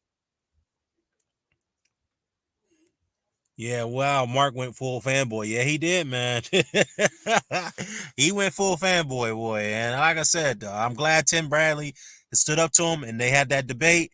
But then again, you saw his true colors a bit after that fight with Johnny Beck and Bentley, and the way he treated Bentley after that interview. And Bentley definitely deserves a lot of credit. Again, he made me a fan. He showed that he could compete on world level. He definitely wants that rematch. Again, if you want to favor him to win that fight, then I can see why you will favor him to win it this time around. I'm not saying I would, but I think he'd be a lot more competitive. I think he has a better shot of beating Johnny Beck in the second fight if they were to make that rematch, whatnot. So yeah, I definitely want to see him again. He's definitely proved himself to be a viable contender at middleweight. So yeah, let's see. Let's go ahead and look at a list of topics. But again, we already went over the Anthony Joshua and IBF situation with Usyk and Hrgovic. But again, though, before I go into the next topic, Hearn, I think, is really strategically trying to get Usyk to get that belt off Usyk. Either he vacates or he gets stripped, and hoping he doesn't go through the fight with Hrgovic. That's why he's calling for that media purse bid. Now, if Usyk vacates the belt or he gets stripped, then Andy Ruiz is the next in line to get the shot at the title against Filip Hrgovic. Now, we already know Ruiz is already tied up with the WBC mandatory against Deontay Wilder. And we all know that Andy Ruiz is all about the money. He's not going to fight Hrgovic for less money than fighting Wilder. That's not going to happen. So you can forget about Andy Ruiz fighting Filip Hrgovic. Now, since those two fights cannot happen, guess what's going to happen next? Anthony Joshua versus Filip Hrgovic for the vacant IBF title. And if you ask me personally, Joshua coming off back-to-back losses and losing 3 of his last 5 fights, going through a mental breakdown, should not get a title shot at this point, let alone fighting a guy like Filip Hrgovic, who's a dangerous heavyweight at this point. So why would Hearn risk that fight for Joshua? If you ask me, I think Joshua should not even take that fight if the opportunity was presented to him. I would say no. Let him, let Hrgovic fight for that title against somebody else, win it, and then you could build a fight between Joshua and Hrgovic, build his confidence again. So yeah. So classics, I'm not sure. I do think they'll still be aiming for Usyk versus Fury. Yeah. I mean, that's what I hope for because again, Usyk's team said that they're signed on the dotted line. They're ready to go to fight Fury. They're just waiting on Fury to decide what he wants to do. So it's basically this fight's in Fury's court. The ball's in his court. It's up to him to decide what he wants to do after the Chisora fight. So, yeah, we'll have to wait and see how he moves, how he's going to act on this. Fight Doctor still says that Joshua needs to retire. Again, Fight Doctor, I disagree with that. But to me, I just think Joshua needs some confidence. He needs some confidence boosting fights. I just don't think putting him in there against a guy like Phil Hrgovic is a good idea. I know the Joshua fanboys are okay with it, but me personally, no. I don't think he should be fighting Hrgovic. Not at this moment. No. I think what Eddie Hearn should do is allow Hrgovic fight for that title against whoever, whether it's Usyk, whether it's Ruiz, whether whoever it is who's in the IBF rankings. No, he should not put Joshua in there. I think Joshua just should not be fighting Hrgovic. I think what he should do is fight Gerald Washington type of fighter, then fight Dempsey McKean. Get him some confidence boosting fights to get his confidence up again, and then you can fight Hrgovic for the title. Yeah, if it comes down to that point. AJ needs Jesus. I mean, yeah, well, he definitely needs some mental motivation because right now getting him involved in the spirit boxing at this point is not a good idea, man. Because the way Joshua behaved, and the way he behaved in that Abu Dhabi card a couple weeks ago, the Demetrius Bivol, actually, was it a week ago? Yeah, a week ago. Demetrius Bivol and Deserto Ramirez fight about Joshua looked like he didn't want to be there. He looked like very irritated. It's like he didn't want to talk. He didn't want to talk anything about boxing. The dude just like he did not want to even want to talk about Wilder. He didn't really want to talk about theory. He just didn't want to talk about boxing. Period. He was just there just to do promotion. I think that's part of his contract. He needs to do promotional, make these media dates. And again, it just seems like he didn't want to be bothered by it. And from that, looking from the outside in, I just think that you need to take Josh away from boxing for a while, at least till mid next year. Let him get his mind straight. Let him focus on other things outside of boxing, like Deontay Wilder did. Wilder took a year off, didn't focus on anything, did not focus on boxing, focused on other ventures, and he got his mind right. So I think that's what Anthony Joshua needs to do. And I think it's a mistake for Matchroom to have him out there like that doing media dates to promote events, boxing events, that is. I think that's a terrible mistake, in my opinion. So yeah, I do think that AJ needs to rebuild himself. This is something that Hatman also talked about in his videos. Yeah, yeah, and I think when Hatman makes a video about this IBF mandate, I think he's gonna express my same sentiment. Maybe, maybe not. But I always respect that man's opinions and his thoughts and his insight. He always does provide those, but I maybe he'll have the same sentiments as I do about this whole situation. If Joshua does get that opportunity, I think he should just pass that up, because fighting Hrgovic right now at the state of his career is not a good idea. I know Eddie Hearn will go ahead and really want him to do that and persuade him to do it because it's an in-house fight and it's a lot easier to make. But to me, no, I don't think he should be fighting Hrgovic right now. I really don't think he should. That's just my opinion. And are you talking about a Mexican trainer named Jesus or the carpenter? I don't know, man. And speaking of trainers, I forgot to talk about this about Anthony Joshua. I'm gonna go ahead and bring this up. In case you guys didn't know,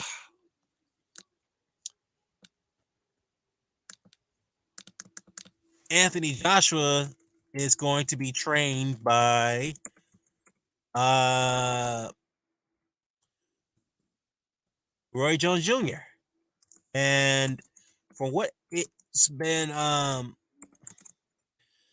reported, and Roy Jones spoke about this, is that this is going to be a trial situation, not a permanent situation, a trial situation, where they're going to have a fill out process to see how things go. And then if Joshua and Jones mutually agree where they are as far as their progression together, then Roy Jones will be brought on as his full trainer.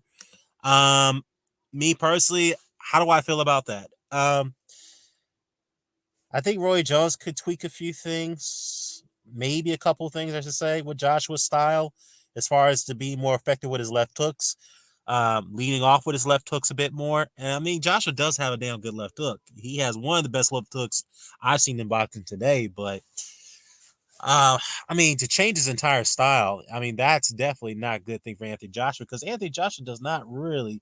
Yes, he's an athletic fighter, but he's not as fluid and athletic as Roy Jones was. He's not as quick. He doesn't have quick feet like Roy Jones ever did. And I don't know what Roy Jones can do other than take a couple of his left hooks, show him a little bit more head movement. I mean, Joshua is who he is. He's going to be always upright. He's going to be stiff. I mean, it's going to be. Roy Jones has a lot his work cut out for him on this situation. So we'll see how this works, man. We'll see how this plays out. But I don't know. Roy Jones being his trainer. Well, again, it's a trial. It's not a permanent basis. So I guess this is something I can respect. They're gonna trial this out, see where this goes. And again, if they mutually agree where things are at, then Roy Jones will be his full trainer. So yeah, it's a very interesting choice for Anthony Joshua, to be honest with you. Very interesting choice. If anything, if you ask me, I think maybe he should have gave Robert Garcia, a better, a more of a should have gave that situation a chance. But again, it's one of those situations that Joshua didn't like Garcia's direction. He didn't want to listen to him for what I've been hearing going through the training camps.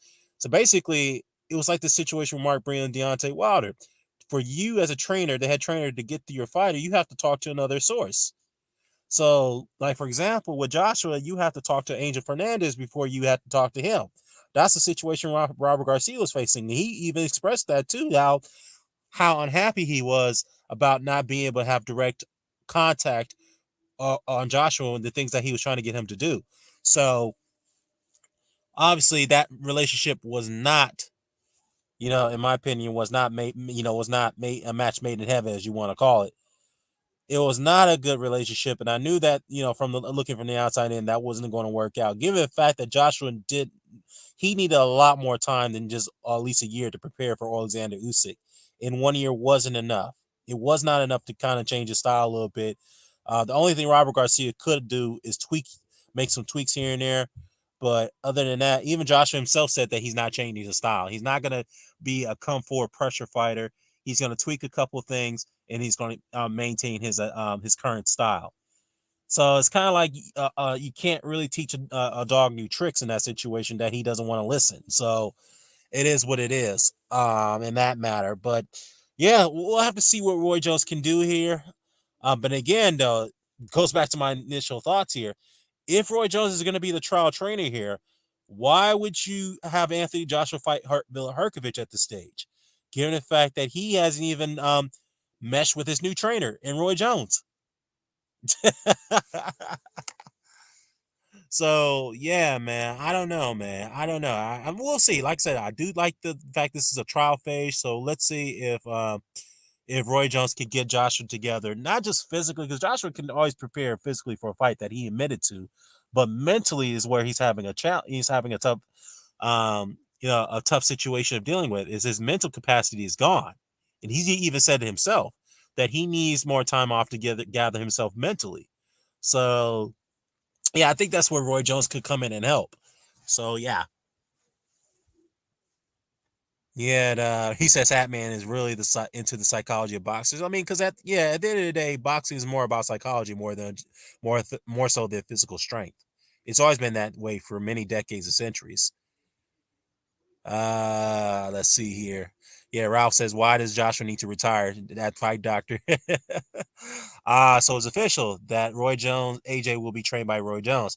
Yeah, it's not official, but it's a trial phase. So they're gonna try work out a couple of things, and I think they're gonna trial things out in his comeback fight, see where things go, and if they both mutually agree, or if Joshua agrees with the progression he's made under Roy Jones, then he'll be his full time trainer. So again, to me, if they're gonna trial things out, then the Hrgovic fight is not the fight that you want to trial things out. I think that needs to wait a couple fights down the line. For me, that's just my opinion. Whatnot, to see how things really go. Brotherhood says that Hatman be making stuff up in his head. He thinks he can read everyone's mind to the point where he thinks they aren't there. Well, I mean, it may be perceived to be that way, but then again, you have to read fighters' body languages and their posture, and this is where the psychology comes in, because once you see their posture and the way they deliver their answers in the line of questions that have been presented to them, then you could determine where their mindset is at that point. And like I said, though, based off of Joshua's posture, the way he was answering questions that had nothing to do with the question that was presented to him in that Abu Dhabi event, it appears that he does not want nothing to do with boxing right now. And the fact that he's admitted that he's having mental challenges right now, trying to overcome, cope with the fact that he lost twice to Usyk, lost 3 of his last 5 fights, got stopped in one of them, and he doesn't know where he's at mentally when it comes to boxing right now. It just goes to show to me he doesn't want nothing to do with it. And the fact that he has to do these media dates is all in lieu to his agreement in his contract with the zone, in my opinion. And to me, maybe he's reassessing his decision to signing that deal, where he's like, man, I got to do these dates. The fact that I'm not in a great mental place right now, I don't have any belts, I don't have a rematch clause to fall back on. So, yeah. My doctor says because he's done at top level. No, I don't think so, Ralph. I mean, by doctor, I don't think so. Ralph says that Roy can't fight for Joshua. No, he can't. But again, this is a trial phase. We'll see where this goes, and I really hope for the better. Class says AJ's bust punches are his hooks and uppercuts. He does move around better when he weighed less. Yeah. In fact, speaking of his weight, Joshua looks like he's around 232 right now. He looks a lot lighter than he did in the Usyk fight. So he's definitely lost some definition. So he's teetering again. He's teetering around 232, probably around 229. He's definitely lost a lot of weight, and I think that would suit him as far as speed is concerned. So, yeah, we'll see how this plays out. We'll definitely see how this plays out. Roy Jones is a joke of a trainer. The fact that Josh was considering Jones only underscores my previous point. Joshua was done. Well, I mean, yeah, Roy Jones hasn't really. I mean, he has a couple success here and there. He hasn't really had any world champions. I mean, he's trained fighters who were former champions, but I don't think he's really had a fighter to win a world title under his banner. So, I mean, he's currently training Chris Eubank Jr. right now, and they're having some pretty good success together. So, now the question is Chris Eubank even want to fight world level at this point? I don't think so, but it is what it is. Garcia would have been much better choice. Yeah, I agree with that. I think Garcia, if anything, I did criticize the Garcia decision, but Garcia, in my opinion, would have been more formidable than Roy Jones as a trainer at this point.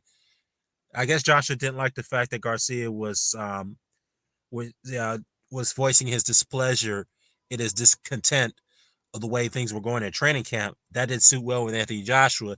And the fact that I think maybe Joshua was going to keep Garcia on board as a full-time trainer, but Garcia's only stipulation was that, okay, if I'm going to be your full-time trainer, you need to come to California. You need to train with me. And Joshua, and Joshua, he doesn't like to leave his comfort zone. He does not want to travel abroad to train and to have a full training camp. He doesn't want to do that. So that's probably why that situation that relationship had fell apart, because Garcia does not want to go back. He did once already. He took his time off, leaving his other fighters in the States to go train in the UK for some months. He did not like that.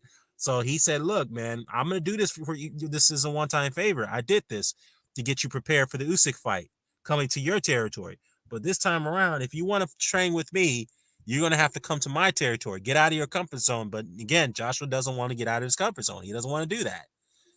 And then I know a lot of people criticize Deontay Wilder, but at least we see Deontay Wilder is getting out of Alabama to train.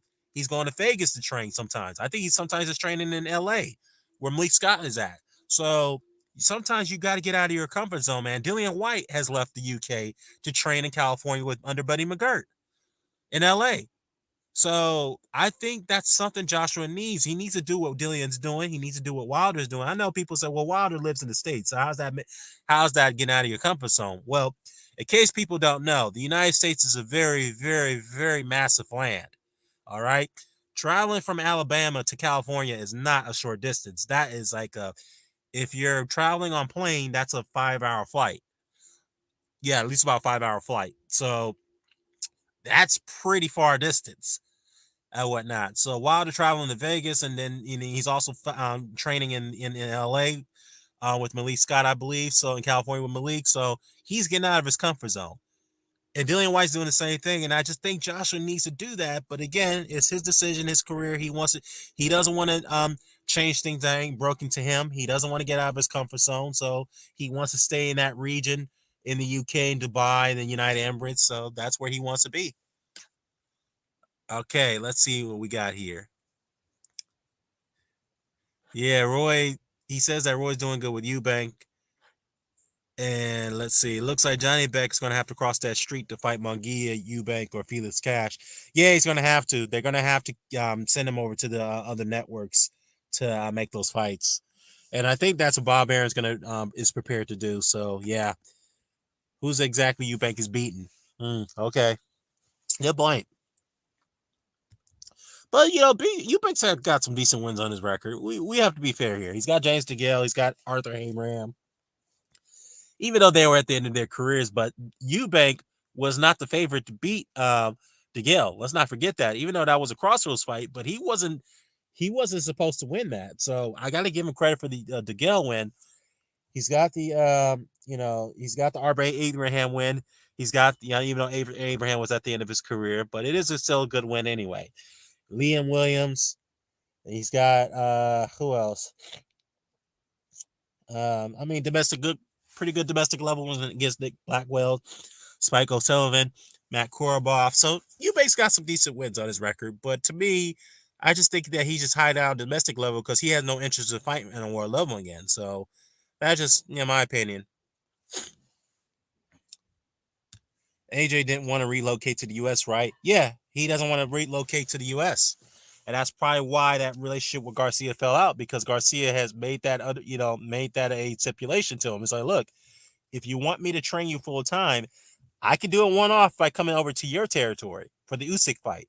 But after that fight, win, lose, or draw, after that point, if you want me to be a full-time trainer, then you need to come over to where I'm at. I shouldn't be going all the way over to where you're located. That's not what a trainer should do if you're really desperate for money. But Robert Garcia is not desperate for money. I mean, he's got plenty of money. His family is secure and they're financially set. So he's got a whole list of clients that he trains. So Other than that, that's what Joshua does not want to do. He does not want to relocate. He likes things where they are, so that's on him. So we'll see how this goes with Roy Jones training him. We'll see how this goes.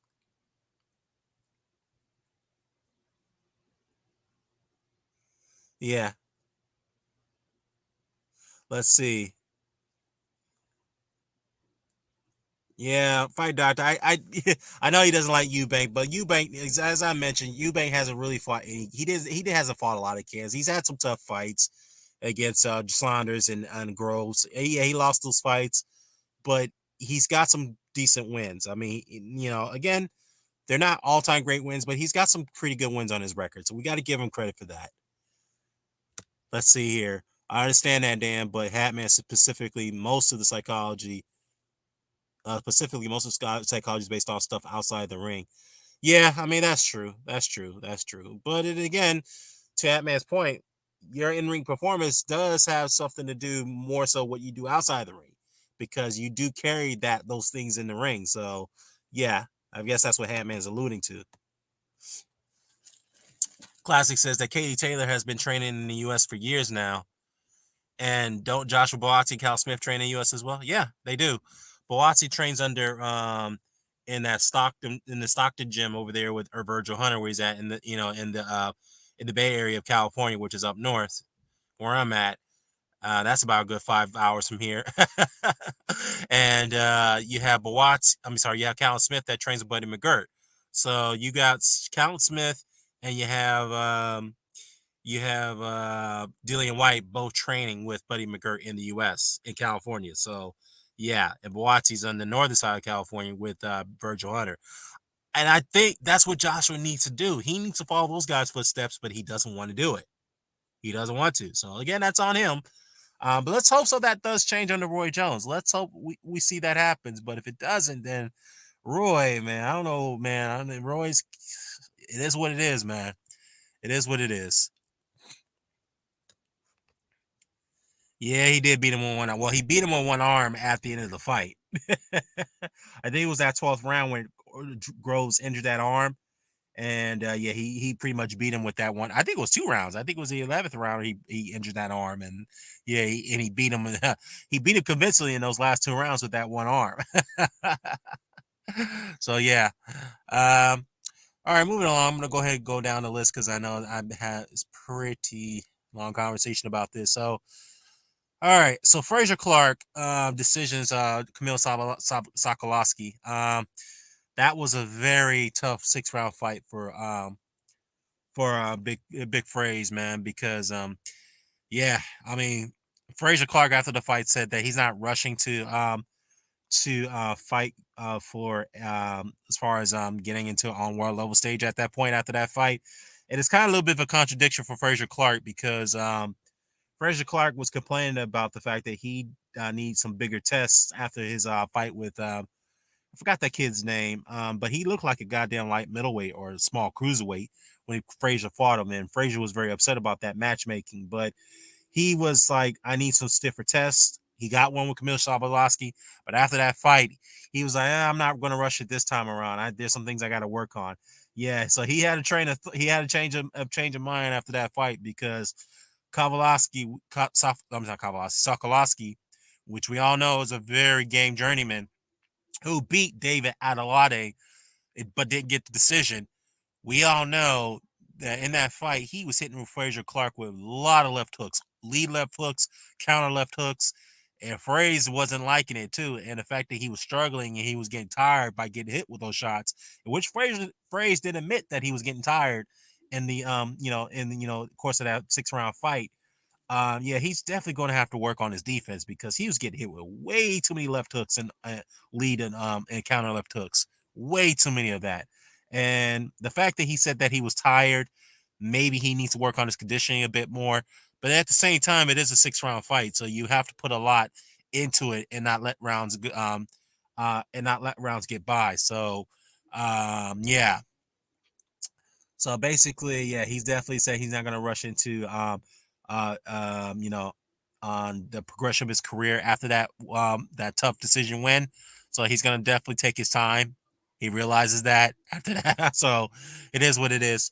Moving along, Natasha Jonas decisions Eva Marie Decree to become a 3-belt 154-pound champion. Decree was coming in as the IBF holder, and Jonas was coming in as the WBC and the WBO. I'm not WBC, WBA and WBO title holder. So Jonas put on a very good master performance.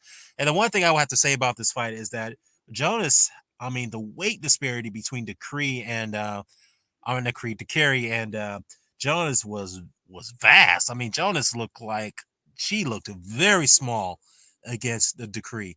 And Decree looked like, I know she fights at 154, but she looks like a pretty big middleweight. So I mean, she did put on a very good performance. She definitely dominated that fight. I give DICAIRE 2 rounds at best, 3 rounds maybe, but definitely won that fight. Where does Jonas go from here? Now she's the 3-belt champion at 154. I know there was talks about her versus Clarissa Shields, but I like Natasha, but I don't like her chances against Clarissa in that fight. I really don't like it. So you either have Natasha Jonas, then you have Terry Harper, who just recently became the 154-pound WBC champion when she beat Hannah Rankin. So if you look at it from a logical standpoint, I think it'd be best to go and run that back between Harper and Jonas, because that was a rematch we wanted to see after their first fight, which, in my opinion, at that time was the fight of the year. So I think that's the fight we need to run back, and that this time would be for the undisputed 154-pound championship. And the winner of that fight, okay, maybe fight Clarissa Shields. But again, I really don't favor not just Natasha in that fight. I certainly don't favor Terry Harper to win that fight against Clarissa Shields. So Natasha definitely has some options here, but she is old. She's get up to be 39 now. So, what decision does she make here? Get into an undisputed fight with Terry Harper, or get into a big money fight with Clarissa Shields? Take your pick. So we'll see where this plays out with her, what she wants to do at that point. But again, as a selfish fan, I'd rather see that rematch with Terry Harper. But if she wants to go with the Shields fight where there's more money, then yeah, that's on her. So moving along here, let's see some comment coming in. Ernest Terry, shout out to Ernest Terry. He says, Dan the man, why does the IBF always have to have mandatories with a lot of certain Eastern Euros, even though the IBF is the only American sanctioning body? Why not mandate Spence boots instead of the heavyweight Mando? Yeah. I know we were just talking about that, man. And yeah, Spence hasn't had an IBF Mando in 4 years. Again, there were certain circumstances that prevented that situation. But if you look at the rankings back then, there wasn't really an IBF mandatory after the Ocampo fight. And then when Boots came along, and when the Crawford fight fell through, the IBF should have immediately ordered that fight, and they didn't do that. And that's why people are criticizing them. They're like, well, wait a minute, hold on here. When the Crawford fight fell through, in this case, you have the Fury fight in the Usyk fight, in this case, you had the Fury fight fall through with Alexander Usyk. Then why did you pretty much at this point call for the Usyk to fight Hrgovic, and then on the other hand, you didn't immediately call Boots to fight Spence? What is that all about? So yeah, I can see where the criticism is coming in on that situation. And again, I think this is Eddie Hearn's hands written all over this, because he's claiming that he has nothing to do with that decision. I think he does, because if you look at it this way, he looked at the rankings, you see where everybody's ranked from top to bottom, right? He's got 2 fighters in the top 5, Hrgovic and Joshua. Now, Hearn has immediately called for a purse bid. He doesn't want to negotiate with Team Usyk to push the fight through without going through a purse bid. So he immediately wants to go through a purse bid, right? Should Usyk vacate or get stripped, then the next person who fights for that title, to fight Hrgovic for that title, I should say, is Andy Ruiz. And we know Andy Ruiz is already tied up with the WBC mandatory to fight Wilder, and we know Ruiz is more likely not going to go for that Hrgovic fight. So should Andy Ruiz pass up on that opportunity, then Anthony Joshua will be next in line to fight Hrgovic for the vacant title. I think this has been planned by Hearn. He strategically looked at this, and that's why he's immediately calling for that purse bid. Now, to me, I don't think Hearn should even put Joshua in there against Hrgovic right now. given the fact that Joshua was going through a lot of transitional periods of his life mentally. Why would you put him in there against a dangerous heavyweight like Hrgovic? Yes, Hrgovic didn't look good against Julie Zhang, a fight that I felt that he lost, and many felt that he lost. But at the same time, he's still a dangerous heavyweight, and he's still hungry. So I think that's a bad idea for Hearn to try to get Joshua in that particular fight, especially that he's going through a new trainer transition. So yeah, good point, good question to bring brought up here. And we criticizing the IBF in the way they're moving with the situation. Again, we respect their how strict and how stickler they are with their rules and their mandatories. But why not show that same position with the Earl Spence situation against Bull Ennis? Why didn't you do that? So yeah, this is going to be a topic for the week. We're definitely going to be talking about this. I see a lot of videos coming in about this IBF mandate, Usyk fight Hrgovic. So yeah, definitely seeing that. So moving along here. Yeah, the ordering speeds. Let's talk about that real quickly. So the WBC, I'm gonna go ahead and bring this up because I don't remember everything off bat. So let's look at the orders. The the WBC ordering fights, order and approved fights, as you want to call it. All right, so let's see here. Okay, so here we go. So on heavyweight, we already know the situation with that one. The final eliminator for the mandatory position, Deontay Wilder will be fighting Andrew Ruiz, and the winner of that fight will be challenging the winner of Tyson Fury and Derek Chisora fight. And then Bridgerweight, the division nobody wants to talk about, doesn't even talk about at the moment. Oscar Rivas has been mandated to fight Ryan Rozanski. That's going to be that fight's going to take place in Poland. And the final eliminator will be in the Bridgeweight division is Alan Babbage. He'll be fighting Riyad Merhi, and the winner of that fight will fight the winner of Rivas and Rozanski for the Bridgeweight title. Whatever. In our cruiserweight, we have Alinga Makabu. He'll be fighting. Let's see here. He'll be fighting no. Let me see. He'll be fighting no Miklian. Whatnot. I don't know who he is, but I have to look him up. And whatnot. He'll be defending his title against him because the Makabu is the WBC champion at cruiserweight. And then you have the Visa Machuno. He'll be fighting. Let me see. He'll be fighting Badu Jack. Ah, yeah, okay. That's an interesting fight. That's an interesting fight. So Machuno has been ordered to fight Badu Jack for the final title eliminator at cruiserweight. That's a very interesting cruiserweight fight. I'll definitely have to look at that. I'm surprised nobody's talked about that. So, yeah, I'm actually probably going to have to do a separate video on that. Not a live stream, but a video. Badu Jack versus the Beats of Machuno. That's an interesting fight. All right, brother. Take care, Classic, man. Always good to have you over, man. Always good to have you over. And light heavyweight. Ah, yes. This is the one we got to talk about here. Callum Smith, or Arthur Beterbiev, is the WBC champion. He's been ordered to fight Callum Smith. Now, Beterbiev already has a WBO mandatory that he has to fulfill.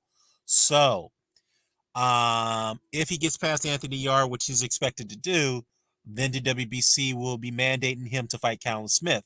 Now, however, the WBC has given Beterbiev permission to explore undisputed. They have granted him permission to explore an undisputed fight with Dmitry Bivol. To me, that's the fight we need to see rather than a Smith fight. Now, if for some reason the Bivol fight cannot come to fruition, then he will have to fight Callum Smith. All right. Moving along here at super middleweight. Let's see. Super middleweight. David Benavidez and Caleb Plant has been approved by the WBC.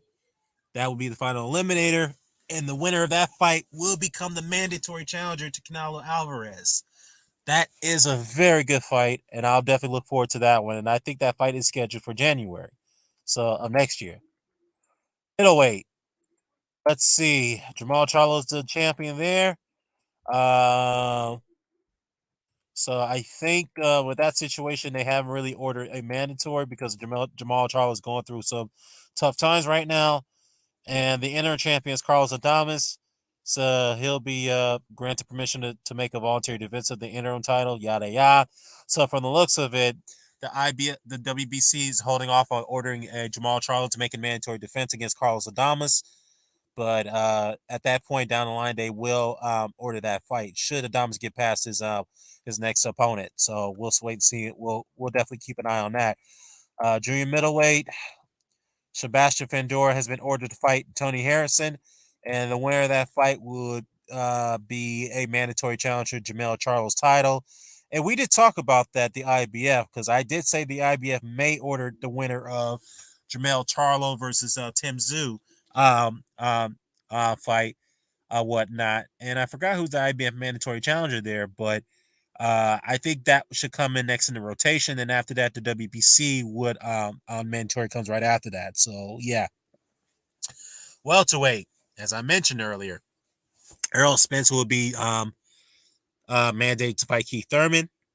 You know, we have to wait and see if Keith Thurman is going to take the fight, which we think he will. So yeah, interesting fight. But to me, I think the Boots fight should be more. It's more interesting right at this point than the Keith Thurman fight. So that's just my opinion. Let's see here. Junior welterweight. So Teofimo Lopez has been mandated to fight Sander Martin.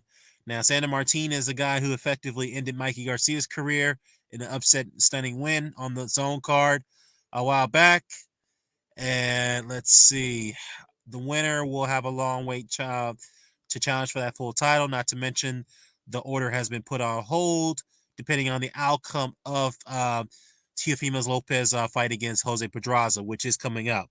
So, in other words, in that, Jose Cepeda, a hard-hitting southpaw, will fight another hard-hitting southpaw, Regis Prograis. They're scheduled to fight for the vacant title on November 26th.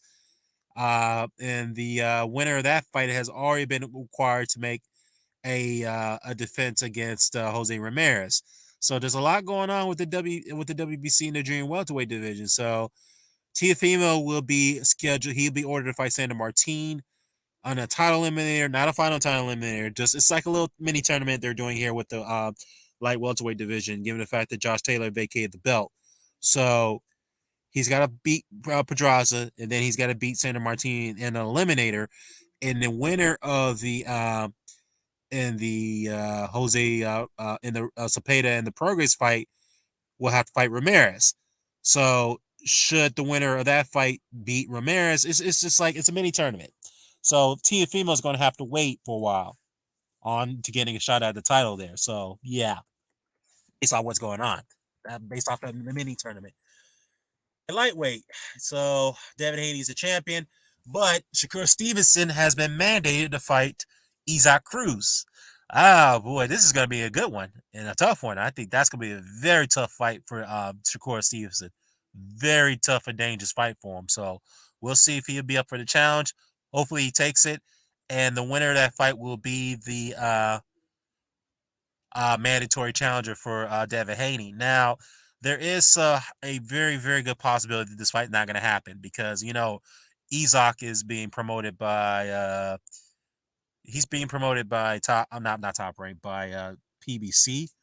But I think they'll risk him going in against Shakur. So I think they'll probably make the fight. But if they don't, I won't be surprised. But again, there's a very good possibility that the PBC is not going to want that fight to happen. So yeah. Now, then again, Devin Haney is lined up to fight Vasyl Lomachenko in spring of 2023. So we'll see how that progresses at lightweight. Junior lightweight, you have Ray Vargas and Shockey Foster. They agreed to terms for the vacant title. Two mandatory title defenses. We await the winner. Rocky Hernandez was confirmed to be the number one contender, while the WBC ordered the second final eliminator against Robson Concepcion. And Concepcion just lost against Shakur Stevenson. So how in the hell is he getting a final eliminator? But it is what it is. And Takiskan's Muhammad Kadyrov Yakubu. So we'll have to see how that plays out in junior lightweight. Featherweight, Stephen Fulton and Brandon Figueroa, a rematch for and this time it's going to be the interim title. And it was a very close fight. I felt Fulton may have won it because Figueroa, for the most part, yes, he seemed busier, but he was smothering a lot of his work, and it wasn't really quite as effective. So I could see why the judges gave the fight to Fulton at the initial outing. So Fulton, on the other hand, will briefly pause his reign to rematch Figueroa because he was supposed to be fighting. The rumor he was supposed to fight MJ, but we all know MJ fights on the zone, and that fight wasn't really going to happen. So, unfortunately, we won't get a. Well, actually, not featherweight, junior featherweight. He's the junior featherweight champion, and it seems like MJ is not going to fight him, and it looks like we're not going to get that undisputed clash. So now Fulton's going up to featherweight, but he's fighting between featherweight and junior featherweight from the looks of it. So yeah. Additionally, the IBF has ordered former champion Mark Marcel and former WBO junior featherweight champion Isaac Dobby. I'm sorry. So they'll be fighting an eliminator, whatnot. So it's not a final eliminator. It's a final. It's a title eliminator, not a final eliminator. So this is interesting stuff here. Interesting stuff. Junior featherweight. We already talked about that. I don't want to go into all that. Bantamweight. Now Inoue is a champion there. He and Butler's already agreed to an undisputed fight for December 13th in Tokyo. And the rumor is that, or actually, I think it's confirmed, should Inoue win this fight, which he will, win or lose a draw, he's going to vacate. If he wins, he's going to vacate and he's going to move up to junior featherweight. And I know the fight they're talking about there is him and Stephen Fulton. And that's definitely a good fight I want to see. So the WBC's already pre-approved the fight between former 4th Division champion Nonito Donaire. Shout out to Nonito and his wife Rachel. Nonito is going to be fighting against Jason Maloney, and that is for the mandatory spot for the WBC, whatnot. So we'll see how that plays out. So Rambasai, not Teresa Ket. So this is Nippon Rambasai. He's fighting in a semi-eliminator against former titleist Raymart Gabaro. So that's going to be an interesting fight as well. Junior bantamweight, which is Superfly.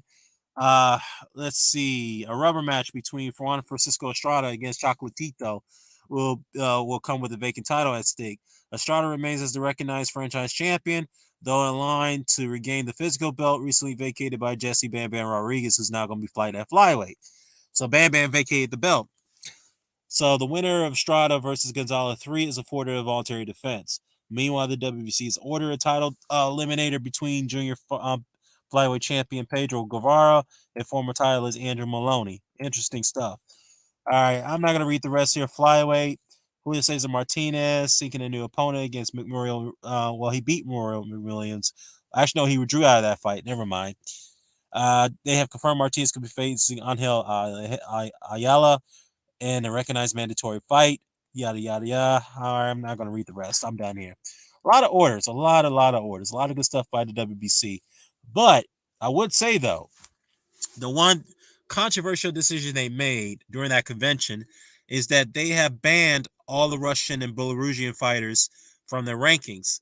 Now, this is where it gets a little interesting here because Beterbiev is Russian and he is the WBC champion.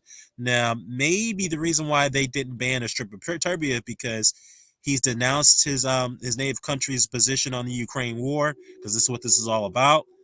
And I think he's voluntarily gave up his citizenship there to Russia. I don't know. Maybe that's what I think that's what happened. I could be wrong.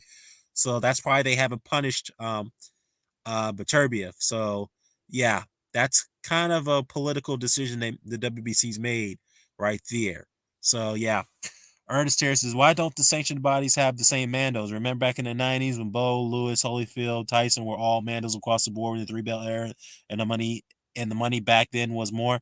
Yeah. In fact, we haven't really had a unified mandatory challenger in that, in a very, very long stretches of time. And I think all that's due to the fact that there's been a lot more promoters and managers entering the boxing market, and it's created a lot of influx of cash and influence with the sanctioned bodies. And let's say recently, but 3 years ago, we did have the unified mandatory challenger in Alexander Povetkin. He was the WBA and the WBO mandatory challenger simultaneously when he fought Anthony Joshua. So he was the closest thing of having a unified mandatory challenger after DeBow, Holyfield, and Tyson and Lewis era. So I think there was another one after Povetkin. I don't recall. I have to go back and check. But yeah, Alexander Povetkin was the last guy in recent time to become a unified mandatory challenger, but this time only for 2 belts, not for 3 belts when he fought Joshua. So, or 4 belts, whatever. But he was the last one, and that was what 4 years ago or 3 years ago, I believe. Or no, it was 4 years ago. It was 4 years ago. So yeah. Let's see. Before I leave, Cruz declined the Shakur fight, and with some dumb excuse. I saw that one coming from a mile. No surprise here. Also, he did decline it. Ah, man. Ah, boy. Yeah, that's very disappointing from Isaac Cruz. Like I said, it doesn't surprise me, but yeah, that's very disappointing. But it is what it is. Whatnot. I mean, yeah, it didn't surprise me, as I said. So yeah, had the fight happen, I could see Shakur boxing Isaac ears off. Yeah, he definitely could outbox him, but to keep him off of you for long stretches of the fight was going to be very difficult. And plus, Isaac Cruz is a lot faster footed than Oscar Valdez, and he's got better defense than Valdez. So that was going to be a very difficult fight for Shakur, because this time Shakur is actually fighting and trying to punch against a smaller man than Oscar Valdez.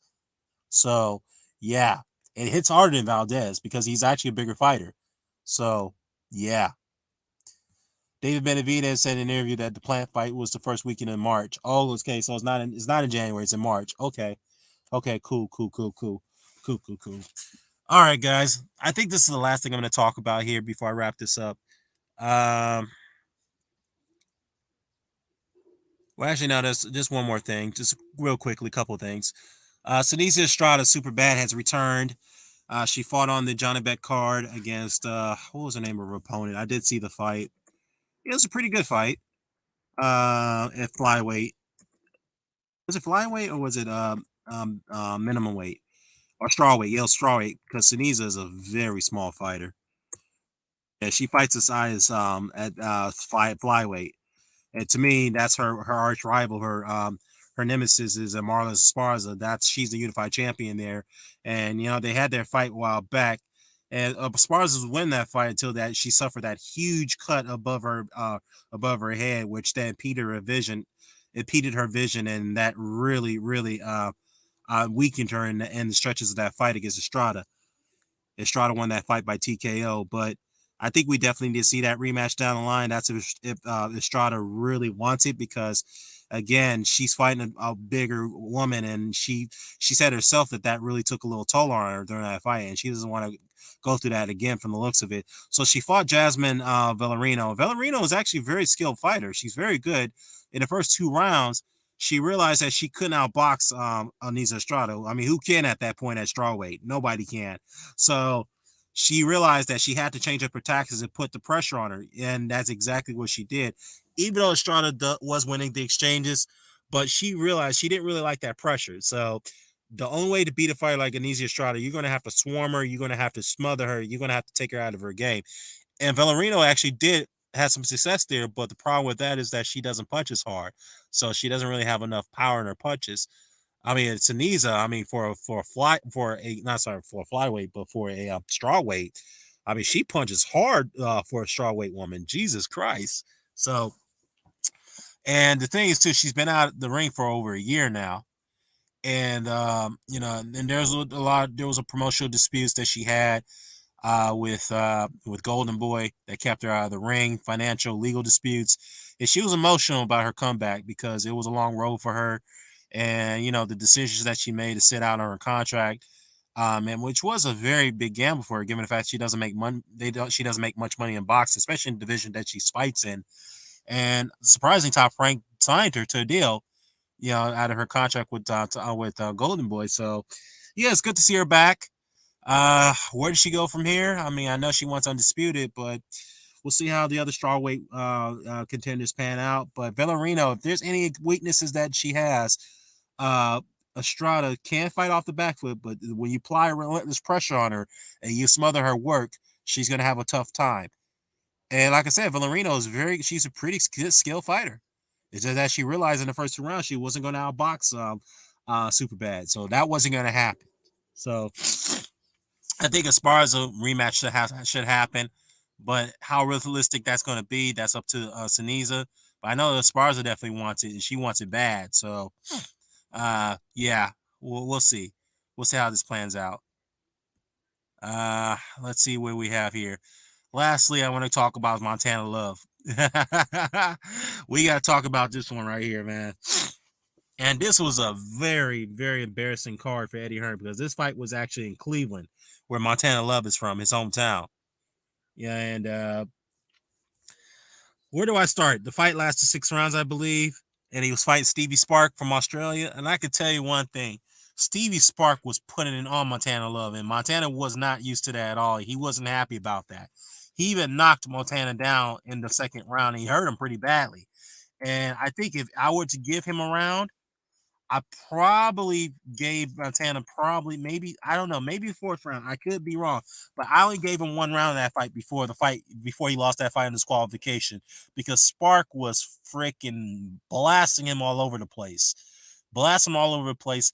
I mean, he was faster than him. He looked stronger than Montana Love, and Montana was frustrated too. In fact, he suffered a cut above his eye, right? And this was a strange situation because he went over to the eye doctor. He went over to the doctor. He told the doctor that he couldn't see. And he's like, okay, if you can't, and the doctor said, okay, if you can't see, then I got to stop the fight. And he's like, well, I don't know, man, but, it was like to me, Montana was trying to buy some time because he was hurt. He was, getting, beat up. He was getting out punched. He got knocked down in the early round. So he was really, really trying to find a way out of that fight from the looks of it. And the way he behaved, right? And the fact that he came out of his corner when the fight was resumed, and then he was trying to be extra aggressive against Spark, but Spark was coming back, hit him with some good shots, and the next he tried to tie him up and he pinned him in the ropes and he threw him over. He put his elbow in his face and he threw him over the rope, and that caused him to disqualify. Because what happened was that Spark went flying out of the ring when he did that, and he landed on his feet miraculously. He landed on his feet, but thank God he didn't injure his knee because the way his leg bent on that land, it looked like he injured his knee, but apparently he didn't. So Spark got back in the ring. He was declared the winner. Montana in his corner was complaining about the disqualification because they felt that Spark was being dirty. He was elbowing Montana in the clinches. I'm not sure if that was the case. I have to go back and look at it. But at the end of the day, Montana was looking for a way out of that fight. He was looking for a way out. And he did, well, not exactly what Bernard Hopkins did or Kermit Cintron did, whatnot in their fights, but Montana was trying to find a way out. I think he was claiming an injury with the eye. He said he couldn't see, but the thing is, too, the problem is that the fight went past 4 rounds. Now, if it went to the cards, he probably would have lost that fight. And he probably knew that. If the fight ended before the 4th round, then yeah, it would have been a technical, what's it called, technical draw. Yeah, pretty much it was a no contest if the fight was if it lasted within 3 rounds. But anyhow, that was embarrassing from Montana Love, and I like Montana Love. That was embarrassing, and he was supposed to be a high level prospect, building up to be a credible 140-pound fighter. In fact, he has a good win over Ivan Barancek on the PBC card, but while back. But other than that, yeah, that was embarrassing for him, man. His first career loss, a fight he was losing anyway, on my card at least. He was losing that fight. I'm not sure where the other Georgians had it, but I have to go back and check. But he was definitely losing that fight, and he rightfully needs to be disqualified for that. And some say he needed to be suspended for the way he behaved. But it is what it is. But hey, I'm gonna go ahead and wrap this up, y'all. Thanks for coming in. I really appreciate you guys for coming in. Shout out to everybody in the chat. Other than that, I'm out. Peace.